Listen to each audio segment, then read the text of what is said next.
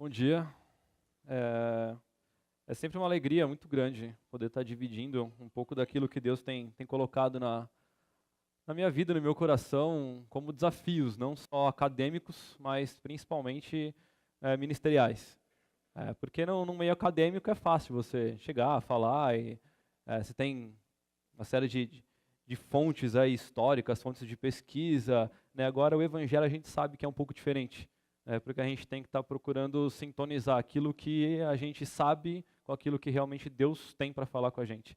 Então sempre é um desafio muito maior conseguir estabelecer essa ponte. E que é algo que é novo para mim. Eu estava conversando aqui com umas pessoas antes do começo e começar a usar a cultura pop como meio de evangelismo é algo que para mim é recente, é coisa de 1 ano e meio, 2 para cá que isso vem acontecendo. Até então, né, eu comecei a pregar, eu tinha 14, 15 anos de idade, e sempre aquele modelo mais tradicional. Eu fui criado numa igreja batista também, igreja batista de Santo André, fiz um seminário na igreja batista, fui professor de seminário na Assembleia de Deus, que não tem nada a ver com a igreja batista, e ao longo desse tempo todo, a gente vai estudando, vai pesquisando, vai entendendo um pouco mais de Deus, até que chega um momento em que o desafio surge.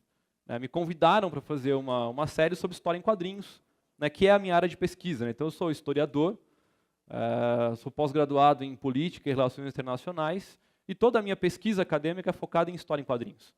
Então me perguntaram aqui também, como é que é esse negócio de mestrado em Batman? E assim, junta o útil ao agradável, né? O herói que eu sou apaixonado desde a minha infância, né, sendo utilizado como meio de pesquisa para poder falar um pouco sobre a questão cultural. Então, na verdade, eu peguei uma história do Batman, o Cavaleiro das Trevas, e fiz toda. Ela foi escrita em 86, e eu estou fazendo toda uma análise da era Reagan nos Estados Unidos, nesse período, a partir da história do Batman. Então, é legal, porque eu tive um congresso no começo dessa semana, o terceiro seminário de pesquisadores de história em quadrinhos, e foi legal porque eu não me senti um ET falando sobre isso. Então você fala com outras pessoas que também pesquisam história em quadrinhos e você se sente à vontade. Fala, que bom que eu não sou o único louco nesse meio todo. Né?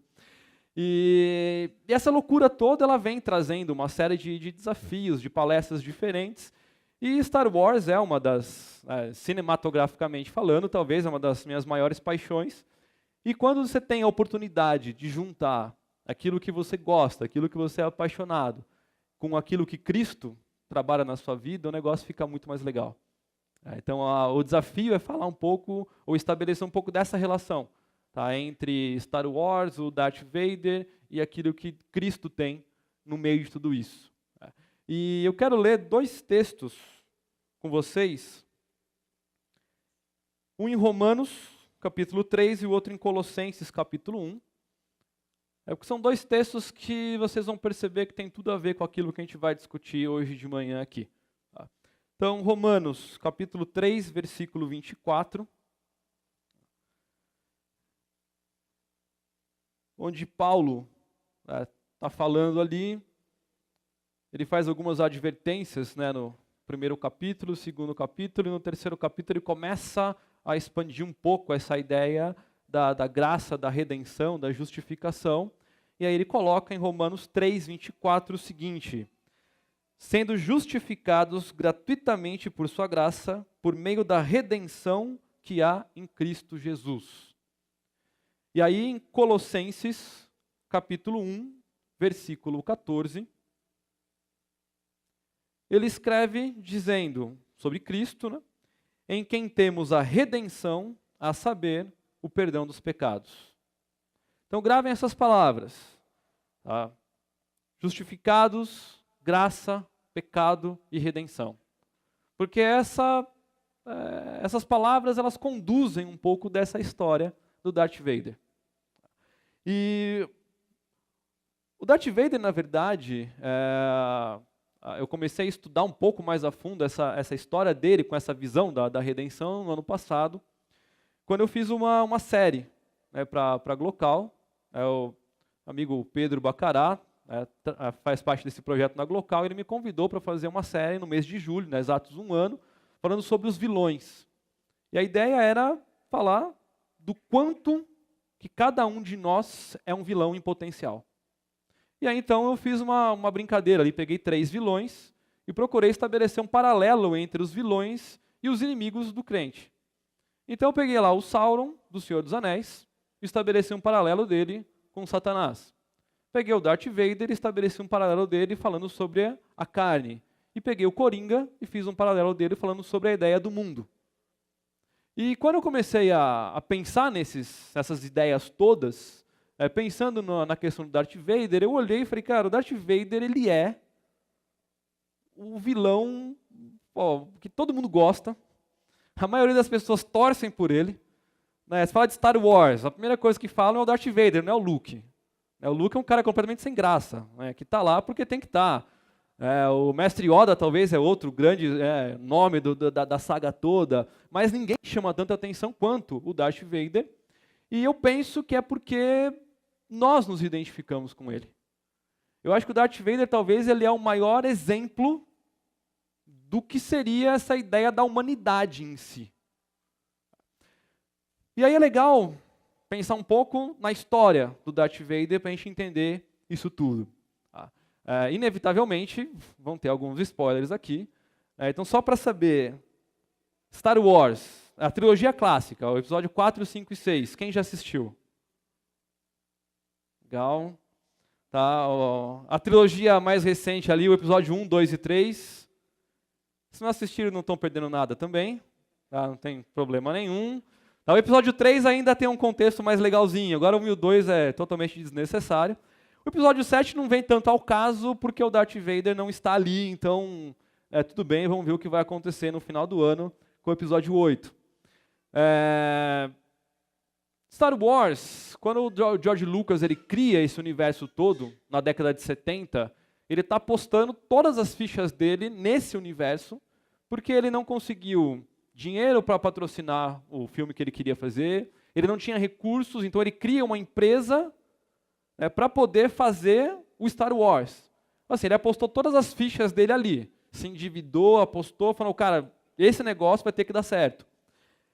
E quando ele cria o episódio 4, que na época só se chamava Star Wars, ele coloca lá o Darth Vader, mas o Darth Vader não é o vilão principal.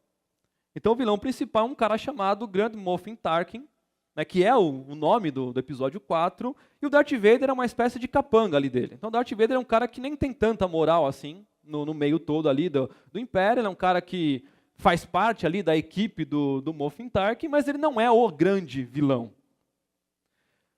Quando termina o filme, o negócio estourou, se tornou um sucesso mundial, e aí veio a grande jogada de mestre do George Lucas. Assim, cara, o Tarkin não teve nenhum apelo com o público. Quem todo mundo gostou, pensando na questão do vilão, foi do Darth Vader. Então ele vai fazer o outro episódio, o episódio 5, que se chama O Império Contra-Ataca, onde de fato o Darth Vader assume a função como o protagonista do filme. Praticamente o filme inteiro gira em torno dele, de quem ele é e da força que ele tem dentro do Império. Ali de fato pode-se ver a figura dele como o segundo em comando em todo esse império e o grande nome que vai surgir a partir daí. Episódio 6, o Retorno do Jedi, não foi o mesmo sucesso do episódio 5, por algumas razões, quem assistiu acho que consegue entender um pouco melhor. Uma das coisas mais furadas que eu acho, não sei se colocar um monte de ursinho bonitinho ali no filme e colocando que esses ursinhos bonitinhos conseguem impedir com que o Império avance. Então é uma coisa meio surrealista, mas dentro de todo esse contexto, ele acaba se perdendo em uma coisa ou outra, mas não minimiza o que é Star Wars e nem quem é o Darth Vader. No episódio 5 tem uma coisa que é extremamente interessante, e eu acho que ali é o momento em que o Darth Vader deixa de ser um simples vilão para se tornar um mito. Que é quando ele assume o papel dele, que é aquilo, o Joseph Campbell escreve num livro chamado O Poder do Mito, a ideia da jornada do herói, que ela passa por uma série de fases. Eu não vou entrar nesses detalhes aqui, é só uma coisa mais técnica, mas essa jornada diz que esses caras eles têm tá? Eles têm um chamado inicial para alguma coisa, eles relutam contra aquilo, eles vão ter um momento em que eles vão se dar conta de quem eles são, eles vão começar a caminhar em direção a esse grande ápice. Em determinado momento eles vão se deparar com uma série de dificuldades, de lutas, de problemas, eles vão crescendo, amadurecendo e chegam realmente no topo de onde eles deveriam estar. E o Darth Vader chega nesse nível no episódio 5. E aí a grande jogada, e talvez ali a história de paternidade mais fantástica do cinema, o George Lucas coloca no episódio 5. Aí, né, para quem não viu, é um spoiler que todo mundo sabe, ou deveria saber, né, que o Luke, na verdade, ele é filho do Darth Vader. E uma coisa curiosa, ninguém sabia disso. O roteiro original que o George Lucas deu para os atores não tinha isso. Ele deu um roteiro no dia para os dois atores que contracenariam ali, né, o Vader e o Luke, e ele deu para eles dois e falou: o que vocês vão falar é isso. E foi um choque para todo mundo. Então, quando existe a revelação de que o Vader é pai do Luke, não foi um choque só para quem estava assistindo, foi um choque para quem estava vendo a gravação inteira. Então, os relatos ali dos bastidores dizem que quando o Vader falou aquilo, assim, todo mundo meio que parou, os caras quase largaram a câmera, tipo, como assim? O cara é filho dele. E a partir daí o Vader começa a construir essa ideia, quando ele descobre isso, quando ele revela isso para o Luke, começa então a se pensar no que vai acontecer nessa relação de pai e filho. Porque Star Wars, ele é uma história centrada na família Skywalker. Ao menos até o episódio 7, agora tudo indica que toda a ideia central de Star Wars gira em torno da família Skywalker. Daria até um bom programa de televisão, né? Casos de família. Aí você leva a família Skywalker lá para discutir as relações, os problemas que existem entre eles ali. Né? Não sei quem que apresenta esses programas, né? Mas já teve antigamente a Sylvia Popovic, a Márcia não sei das quantas. Né? Coloca lá o pessoal do Vader de um lado, do Luke do outro, para os caras para se matar no palco. Aquilo com certeza daria um ibope muito grande. Porque a briga toda é em cima disso. E a história do Darth Vader, ela é interessante porque tem alguns elementos que não só fazem parte de uma questão cultural, mas também que fazem parte de um contexto cristão. Porque o George Lucas, uma das inspirações que ele se utiliza para criar o universo Star Wars é o cristianismo. Ele se inspira no budismo para criar a Ordem Jedi, e ele se inspira no cristianismo para colocar alguns elementos que cercariam a trama inteira. Então, por exemplo, o Darth Vader, antes de se tornar Darth Vader, o Anakin Skywalker, ele tem um nascimento milagroso.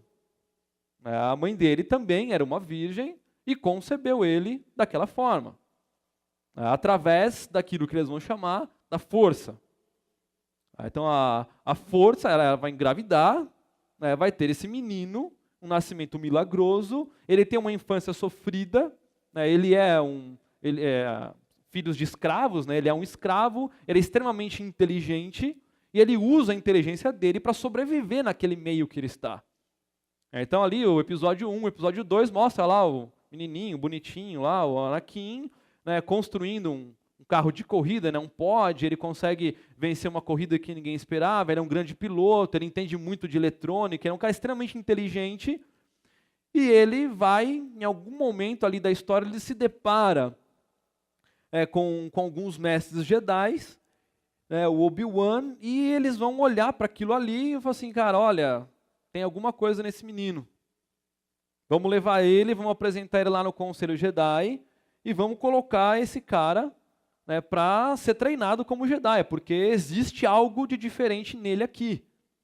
Só que ele já tinha passado da idade, já não era mais, de acordo ali com essa ideia do treinamento Jedi, você tem ali, no primeiro estágio, o que eles chamam de Youngling, que é os pequenininhos, depois cresce um pouquinho mais, vira Padawan, e aí depois ele vai ser colocado ali como um Cavaleiro Jedi um pouco mais para frente.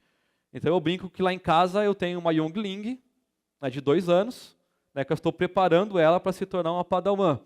Aí, se tudo der certo, ela vai herdar essa paixão por Star Wars. né? Tanto que eu gosto muito, né? Já tenho feito um trabalho bem feito com a minha filha, e quando ela olha o Darth Vader, ela fala que é o Vader, ela imita a respiração do Vader, e ela chama o Vader de amigo. Fala, um amigo, é um amigo. Né? O Batman é amigo também, é o Capitão América, então ela já tem toda essa iniciação nesse meio. E a gente brinca ali com ela já tem um sabre de luz ali dela. Então a gente faz essa brincadeira ali com ela para já ensinar um pouco dessa cultura nerd para ela.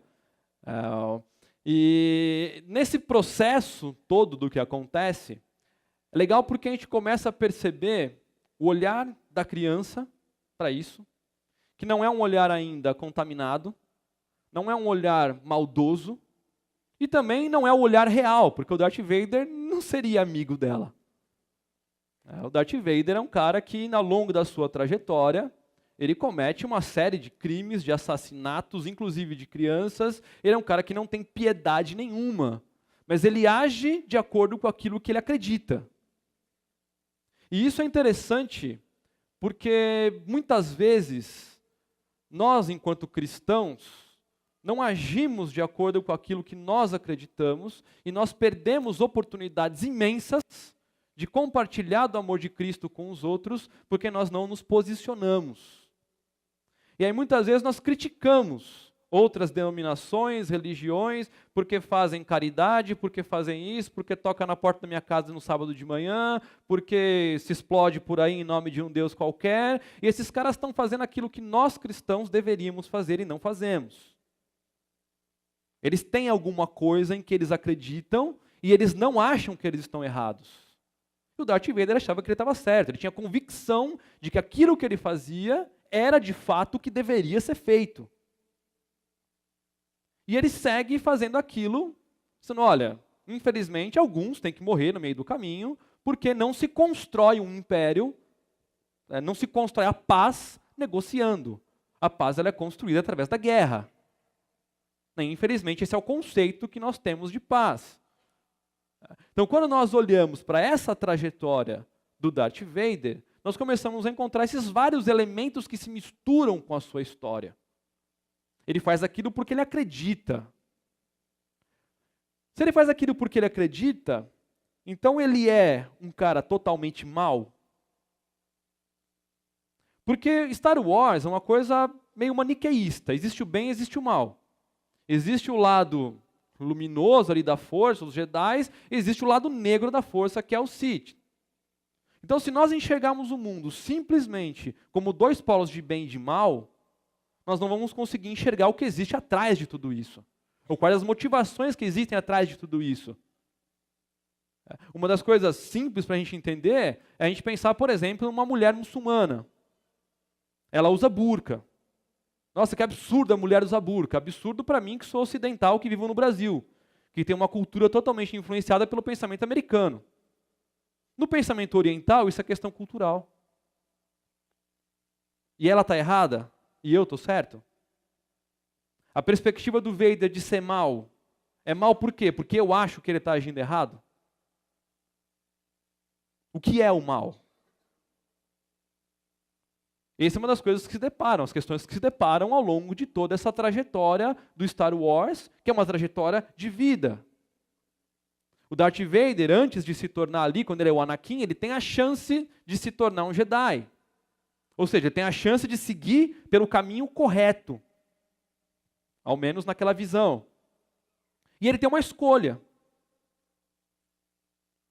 A escolha dele de ir para o lado negro é uma demanda que vai surgir por uma série de questões. Por ele ser, por alguns traumas de infância, por ele ser rejeitado pelos Jedi, por quando ele precisou de um amigo, ele não teve nenhum, porque ele teve um amor que ele não pôde seguir, né, por uma questão dos próprios Jedi, que não poderiam se casar, ele era apaixonado por uma mulher, ele não podia se casar com ela, teve que se casar em segredo com ela, ele tinha uma vida dupla, ele estava angustiado, desesperado, e ninguém o socorreu. O primeiro que o ajudou, que se apareceu como amigo, foi um cara do lado negro. Quando nós negamos ajuda para quem precisa, alguém vai ajudar. Quando nós não recebemos no nosso meio pessoas que nós desqualificamos por serem diferentes daquilo que nós acreditamos ou daquilo que nós pensamos, se nós não acolhemos, o mundo acolhe. E quando o mundo acolhe, ele acolhe com a sua perspectiva. E a perspectiva mundana é totalmente diferente, é corrompida. A natureza humana é corrompida. O Darth Vader foi corrompido.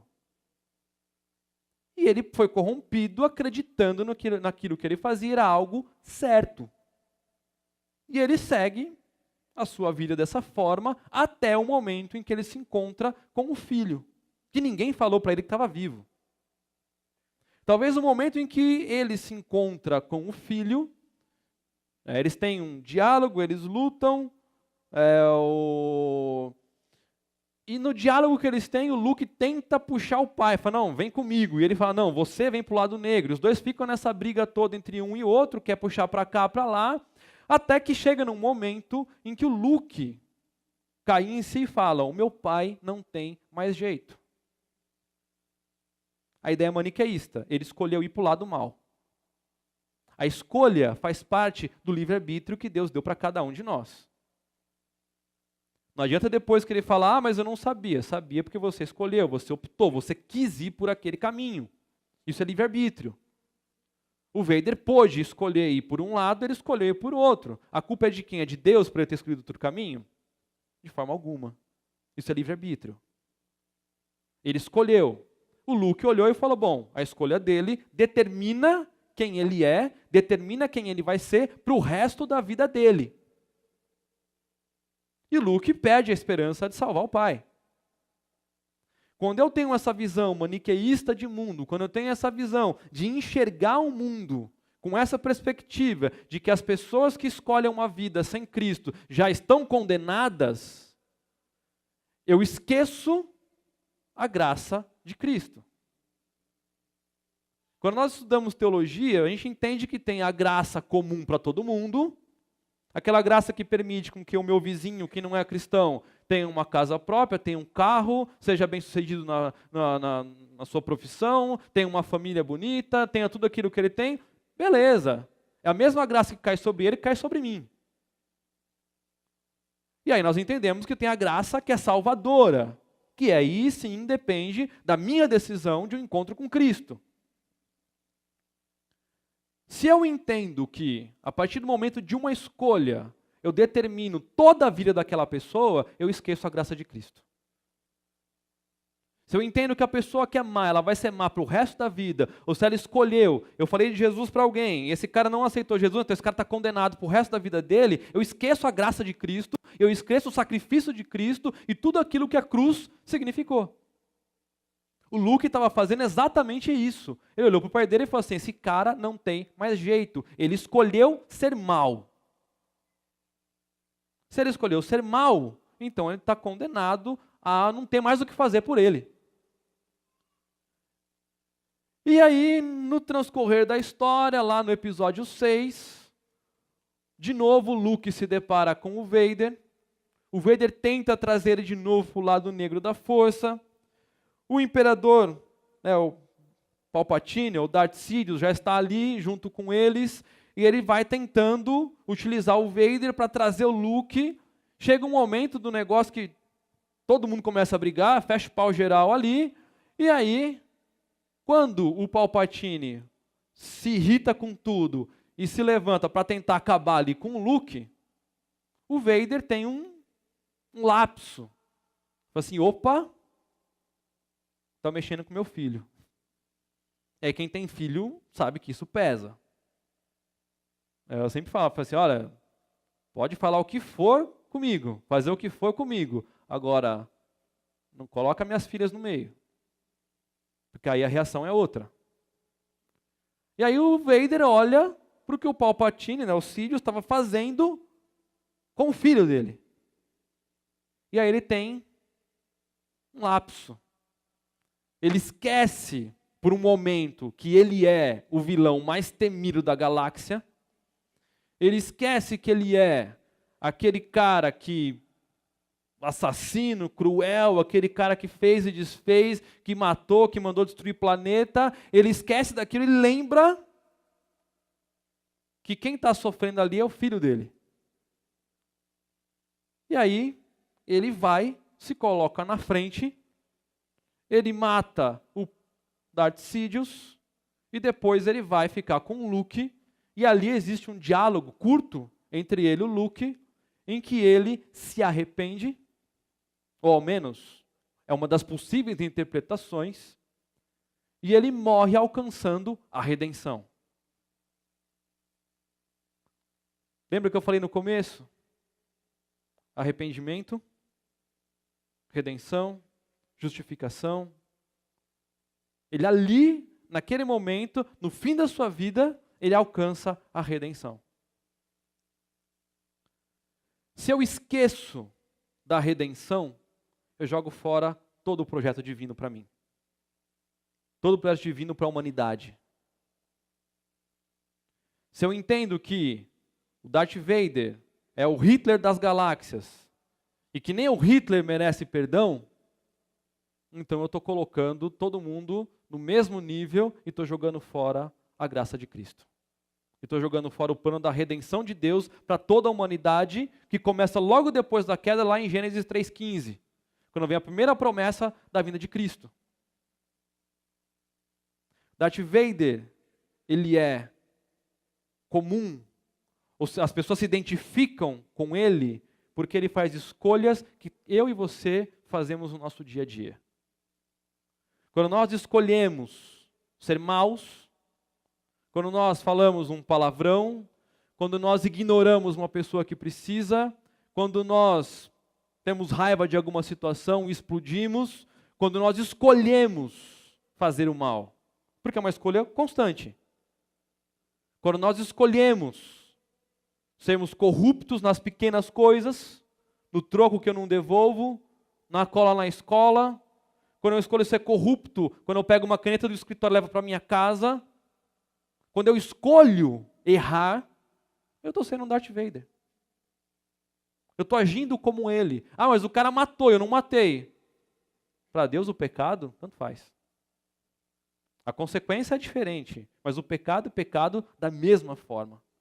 Deus não classifica, olha, o cara que matou é um nível de pecado, o cara que roubou, o cara que mentiu. Deus não dá uma planilha. Pecado é pecado. Erro é erro. E se eu não entendo que essas minhas escolhas precisam de um Deus que elaborou um plano perfeito naquela, logo depois da queda do homem, que se concretizaria na morte do filho dele na cruz, que culminaria com a sua ressurreição, e nós estamos aqui aguardando a volta dele.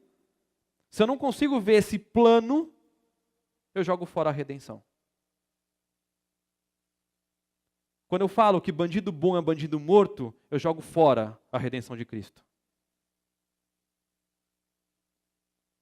Porque bandido bom pode ser bandido salvo. Se ele não quiser, é problema dele, não é problema meu. Eu não tenho nada a ver com isso. Quando eu penso que todos os corruptos do Brasil merecem morrer, quando eu penso que um terrorista podia jogar uma bomba lá no Palácio do Planalto, eu estou jogando fora a redenção de Cristo. E o grande desafio que nós temos é de conseguir ter, talvez, esse vislumbre que o Vader teve no fim da vida dele. De olhar e entender que, olha, eu queria morrer por algo, mas vale mais a pena morrer por outra coisa. Esse vislumbre, eu costumo dizer que é olhar para as pessoas como Cristo olha. Porque se eu olhar para as pessoas com o meu olhar, eu classifico, eu qualifico, eu elimino. Esse serve, esse não, essa não, esse sim, esse não. O ministério de Cristo só teve sucesso porque ele não olhava para as pessoas como elas eram. O ministério de Cristo teve sucesso porque ele olhava para as pessoas e ele via o que elas poderiam ser se fossem alcançadas por ele. E esse é o meu desafio de todos os dias. Olhar para as pessoas não como elas são, mas como elas poderiam ser se fossem alcançadas por Cristo. Se eu tiver esse olhar, eu vou entender que até para o Darth Vader existe salvação. Eu vou entender que não importa quem seja, por pior que seja, quais crimes ele cometeu, ainda existe salvação. E Jesus demonstra isso na cruz. Quando ele salva, na última hora, um ladrão ao lado dele. Porque ele é o Senhor da última hora. Ou até na última hora. O Darth Vader teve esse vislumbre e ele consegue alcançar a redenção da sua vida. Ele se redimiu perante a galáxia? Não. Ele se redimiu perante o império? Não. Ele se redimiu? Não. Ele se redimiu para quem? Para o Luke. Acabou. Não interessa quantas pessoas vão ver. Não interessa quantas pessoas vão saber. Porque o Luke não espalhou isso para o restante do mundo. Ficou só com ele. Isso dá a entender no episódio 7 ali, toda a trajetória, porque ninguém fala do Vader. O Vader continua sendo o pior vilão da galáxia. Mas o Luke sabe quem é o Vader. Deus sabe quem você é. Deus conhece o coração de cada um. E a graça, a redenção, a justificação e a salvação, ela também está ao alcance de cada um. Isso é um pouco daquilo que eu queria compartilhar com vocês hoje de manhã. É sempre um desafio, né, ter 25, 30 minutos para falar disso, porque daria para falar o dia inteiro, tranquilamente sobre isso. Podia acabar aqui, começar o culto, emendar à tarde, à noite, fazer uma vigília e estar falando isso aqui tranquilo. Sem problema nenhum. Mas fica o convite para vocês. Não só assistirem a saga, mas principalmente conhecerem um pouco mais a fundo o Deus e Jesus que nós servimos. Porque isso sim faz toda a diferença. Amém?